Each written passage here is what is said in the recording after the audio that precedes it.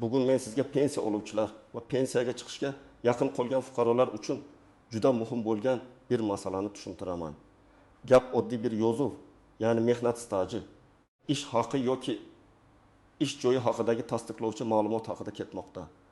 Ko'pchilik bu yozuvga e'tibor bermaydi, ayrimlar esa umuman bilmaydi.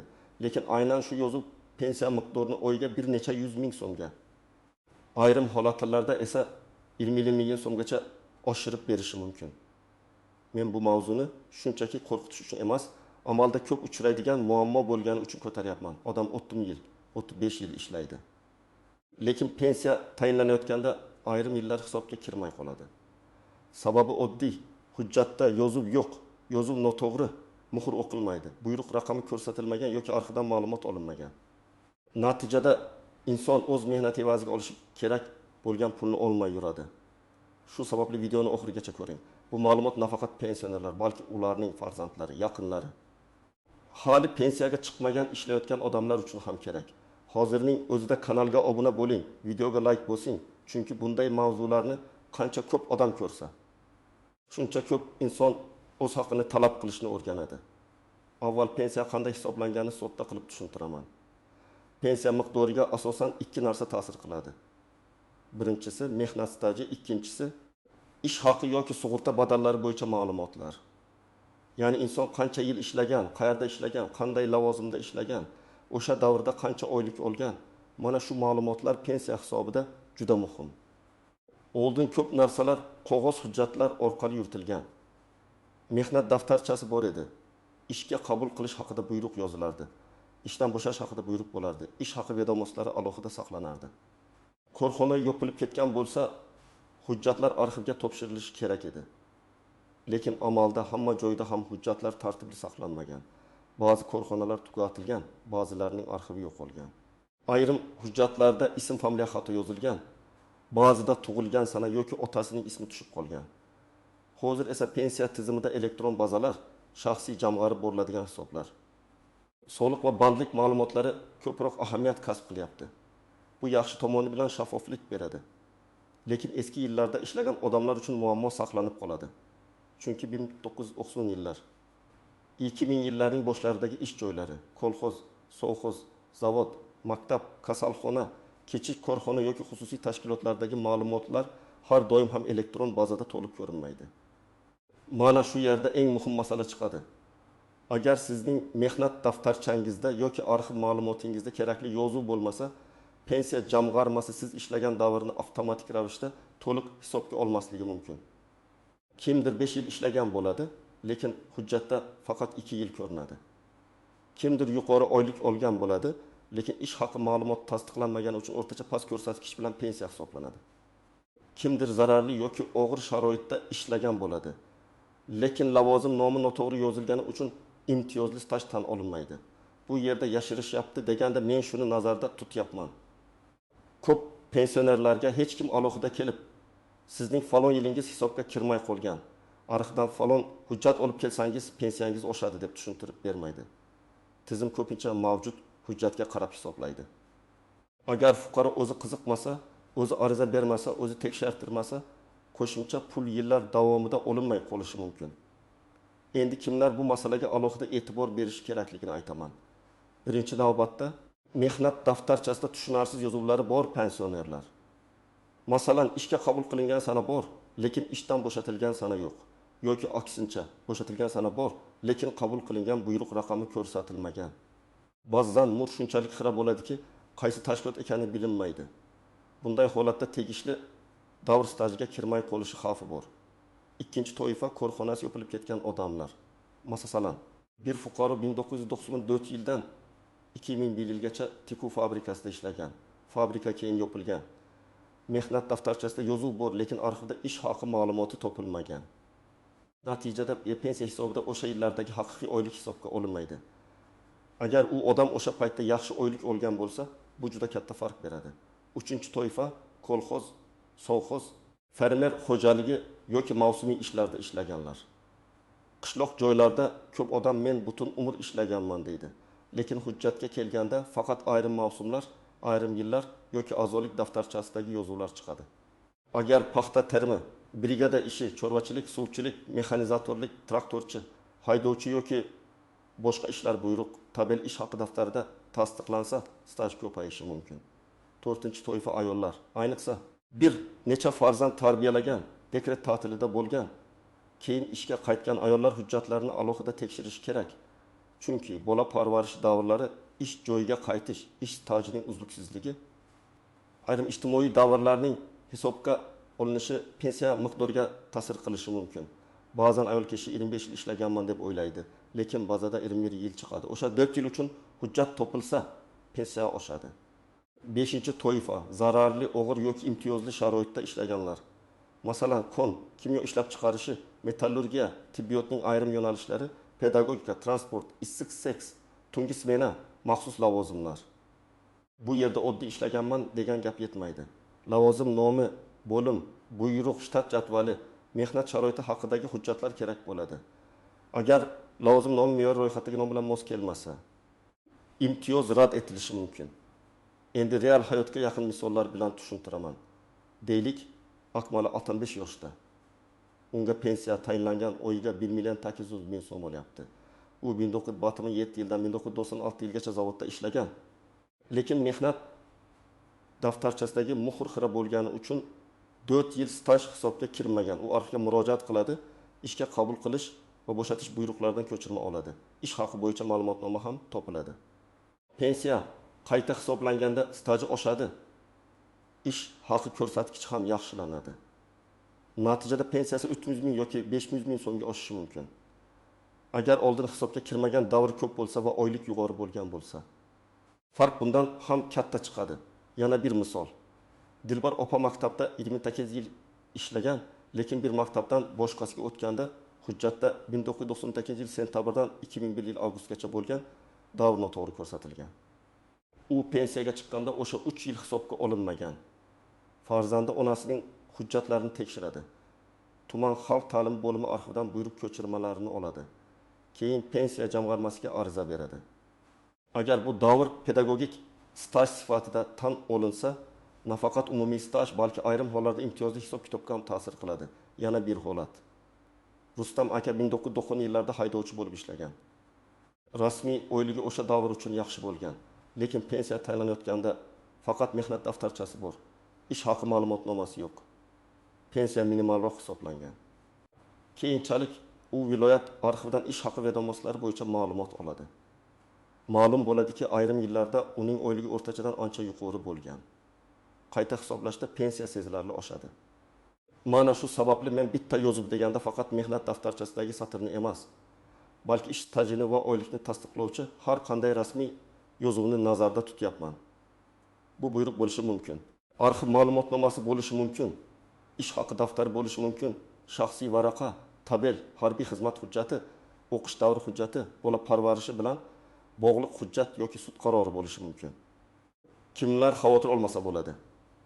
Agar sizning barcha ish faoliyatingiz elektron bazada to'liq ko'rinsa, ish beruvchilar sug'urta badallarini to'g'ri to'lagan bo'lsa, mehnat daftarchangizda har bir ishga kirish va chiqish sanasi aniq bo'lsa, muhrlar o'qilsa, arxiv ma'lumotlari mavjud bo'lsa, katta xavf kamroq, lekin baribir tekshirgan zarar qilmaydi. Chunki bitta harf xatosi ham zan hujjatni boshqa odamnikida ko'rsatib qo'yishi mumkin. Endi istisnolar va ko'pchilik bilmaydigan nozik tomonlarni aytaman.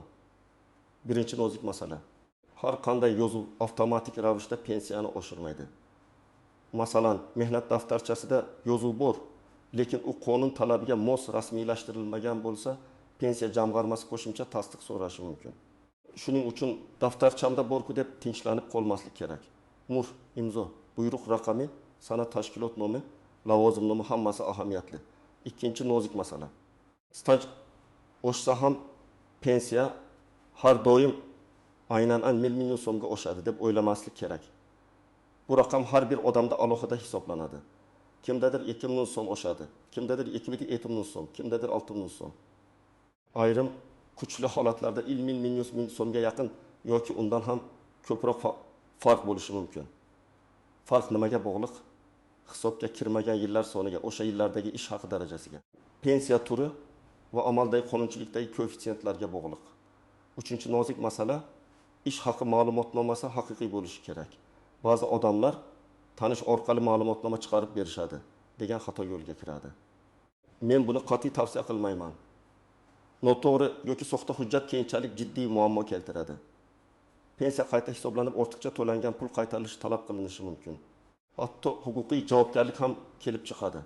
Faqat arxiv sobiq ish beruvchi, davlat organi yoki qonuniy manbadan olingan hujjatga tayanish kerak. 4-nozik masala. Ism familiya o'zgargan bo'lsa, tasdiqlovchi hujjat kerak. Ayollarda turmush qurgandan keyin familiya o'zgaradi. Mehnat daftarchasida eski familiya, pasportda yangi familiya bo'lishi mumkin.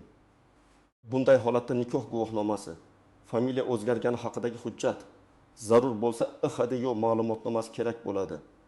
Aks holda arxivdagi yozuv sizniki ekanini isbotlash qiyinlashadi. 5-nozik masala. Korxona nomi o'zgargan bo'lishi mumkin. Masalan, bir zavod avval davlat korxonasi bo'lgan, keyin aksiyadorlik jamiyatiga aylangan, keyin boshqa nom olgan. Mehnat daftarchasida eski nom, arxivda boshqa nom. Soliq bazasida yana boshqa nom chiqishi mumkin. Bunday vaziyatda korxonaning qayta tashkil etilgani yoki nomi o'zgargani haqidagi hujjat muhim bo'ladi. 6-nozik masala sud orqali tasdiqlash ehtimoli. Agar arxiv yo'q, korxona tugatilgan, hujjatlar topilmagan, lekin sizda guvohlar, eski guvohnomalar, kasaba uyushmasi bileti, mukofot varaqasi, fotosuratlar, ish joyi bilan bog'liq boshqa dalillar bo'lsa, ayrim hollarda sud orqali yuridik faktni belgilash masalasi ko'tarilishi mumkin. Bu oddiy jarayon emas, lekin ba'zi odamlar uchun yagona yo'l bo'lishi mumkin. Bunda yurist bilan maslahatlashish kerak. Pensioner qayta hisoblashni o'zi so'rashi kerak. Ko'p odam agar menga tegishli bo'lsa, davlat o'zi qo'shib beradi deb o'ylaydi. Amalda esa yangi hujjat topilgan bo'lsa, fuqaro ariza beradi, hujjatlarni ilova qiladi. Shundan keyin qayta hisoblash ko'rib chiqiladi. Ariza bermasangiz, hujjat uyda papkada yotaversa, pensiya o'z-o'zidan oshib qolmaydi. 8-nozik masala. Qo'shimcha to'lov qaysi sanadan berilishi ham muhim. Ba'zi holatlarda qayta hisoblash murojaat qilingan oydan yoki belgilangan tartibdagi sanadan boshlanishi mumkin. Shuning uchun hujjat topganingizdan keyin cho'zib yurmaslik kerak. Har oy kechikish amalda pul yo'qotish degani bo'lishi mumkin. Birinchi qadam, uyda bor hujjatlarni yig'ing. Mehnat daftarchasi, pasport yoki ID karta, pensiya guvohnomasi, stir, sheshir, harbiy bilet, diplom, nikoh guvohnomasi, farzandlar tug'ilganligi haqidagi guvohnomalar, eski ish joyidan olingan ma'lumotnomalar, mukofot yo'lliqlari, kasaba uyushmasi biletlari. Ish haqi haqida eski qog'ozlar bo'lsa, hammasini alohida papkaga soling. Ikkinchi qadam, mehnat daftarchasini betma-bet tekshiring. Men odamlarga shunday deyman: har bir ish joyi bo'yicha 4 ta narsani qarang. Ishga kirgan sana bormi? Ishdan chiqqan sana bormi? Buyruq raqami va sanasi bormi? Muhr va imzo o'qiladimi? Agar shu 4 tadan bittasi shubhali bo'lsa, o'sha davr bo'yicha qo'shimcha tasdiq kerak bo'lishi mumkin. 3-qadam. Pensiyangiz qanday hisoblanganini aniqlang. Buning uchun pensiya jamg'armasining tuman yoki shahar bo'limiga murojaat qiling. Mening pensiyam hisobida qaysi ish davrlari stajga olingan, qaysi davrlar olinmagan, qaysi ish haqi ma'lumotlari asos qilib olingan. Shular bo'yicha tushuntirish berishingizni so'rayman deb yozma ariza berish mumkin. Og'zaki so'rash ham foydali, lekin yozma murojaat bo'lsa, javob aniqroq bo'ladi. 4-qadam. Hisobga kirmagan davrlarni alohida ro'yxat qiling. Masalan, 1909-1932 yillar 1-korxona, 1936-1938 yillar 2-korxona, 2001 yil 6 oy 3-tashkilot. Har biriga qarshi qanday hujjat yetishmayapti deb yozing. Buyruq kerakmi? Ish haqi ma'lumotnomasi kerakmi? Lavozim tasdig'i kerakmi? Korxona nomi o'zgargani haqida hujjat kerakmi? Shuni ajrating. 5-qadam. Arxivga murojaat qiling. Korxona hozir mavjud bo'lsa, avval o'sha korxonaning kadrlar bo'limi yoki arxivga murojaat qilinadi. Korxona yopilgan bo'lsa, tuman, shahar yoki viloyat davlat arxiviga so'rov beriladi. So'rovda ism, familiyangiz, otangizning ismi, tug'ilgan sanangiz, ishlagan yillaringiz, tashkilot nomi, lavozimingizni imkon qadar aniq yozing. Menga ishga qabul qilish va ishdan bo'shatish buyruqlaridan ko'chirma. Ish haqi to'g'risida ma'lumotnoma va lavozimni tasdiqlovchi hujjat kerak deb ko'rsating. 6-qadam. Hujjatdagi xatolarni tekshiring. Arxiv ma'lumotnomasi kelgach, undagi ism, familiya, sana, lavozim, tashkilot nomi, muhr, dizo, ro'yxat raqami to'g'riligini ko'ring. birgina har xatosi keyin yana savol tug'dirishi mumkin. Agar xato bo'lsa, darhol tuzatish yoki izoh beruvchi qo'shimcha ma'lumotnoma so'rang. 7-qadam. Qayta hisoblash uchun ariza bering. Pensiya jamg'armasiga yangi taqdim etilgan hujjatlar asosida pensiya miqdorini qayta hisoblab berishingizni so'rayman deb yozing. Arizaga arxiv ma'lumotnomalari. Mehnat daftarchasi nusxalari, shaxsni tasdiqlovchi hujjat nusxasi, zarur bo'lsa nikoh guvohnomasi yoki familiya o'zgargani haqidagi hujjatlarni ilova qiling. Hujjat topshirganda ro'yxatdan o'tgan raqamni olib qo'ying. 8-qadam. Javobni kuting va natijani tekshiring. Qayta hisoblashdan keyin pensiya qancha bo'lgani, qaysi davrlar qo'shilgani, qaysi davrlar rad etilgani haqida tushuntirish so'rang. Agar rad etilgan bo'lsa, rad etish sababi yozma bo'lishi kerak. Hujjat yetarli emas, lavozim mos emas, arxiv tasdiqlamadi kabi javoblar bo'lsa, keyingi harakatni shunga qarab qilasiz. 9-qadam. Rad javobiga rozi bo'lmasangiz, yuqori turuvchi organ yoki sud tartibini ko'rib chiqing. Men har doim avval hujjatni to'g'rilash, qo'shimcha arxiv so'rovi berish, sobiq ish beruvchi yoki huquqiy vorisni topish yo'lini tavsiya qilaman. Agar bular natija bermasa, malakali yurist bilan maslahatlashib, sudga murojaat qilish mumkin. Bu ishlarni farzandlar ham ota-onasi uchun qilib berishi mumkin. Ko'p pensionerlar arxivga borish, ariza yozish, navbat kutish, elektron xizmatlardan foydalanishda qiynaladi. Agar sizning ota-onangiz, buyingiz, bobongiz pensiya olayotgan bo'lsa, ularning hujjatlarini bir marta ko'rib chiqing. Balki ular 10 yildan beri kam pensiya olayotgandir. Bu yerda gap sadaqa yoki yordam haqida emas, insonning halol mehnati uchun qonuniy haqqini olish haqida ketmoqda. Yana bir muhim tavsiya, hujjatlarning nusxasini hech kimga topshirib yubormang. Faqat talab qilingan tartibda ko'rsating yoki tasdiqlangan nusxa bering. Har bir ma'lumotnomadan nusxa olib qo'ying. Ariza topshirsangiz, kirim raqamini saqlang. Telefon orqali aytilgan gapga emas, yozma javobga tayaning. Chunki keyin nizoli vaziyat bo'lsa, aynan yozma hujjat sizga yordam beradi. Pensiyaga hali chiqmagan odamlar uchun ham maslahatim bor. Hozirdan mehnat faoliyatingizni tekshirib boring. Rasmiy ishlayapsizmi? Ish beruvchi siz uchun soliq va ijtimoiy to'lovlarni to'g'ri ko'rsatyaptimi? Mehnat shartnomangiz rasmiylashtirilganmi? Elektron mehnat daftarchasida ma'lumotlar to'g'rimi? Bularni e'tiborsiz qoldirmang. Bugun oylik olayotganingizda sezilmagan xato 20 yil keyin pensiyada katta muammo bo'lib chiqadi.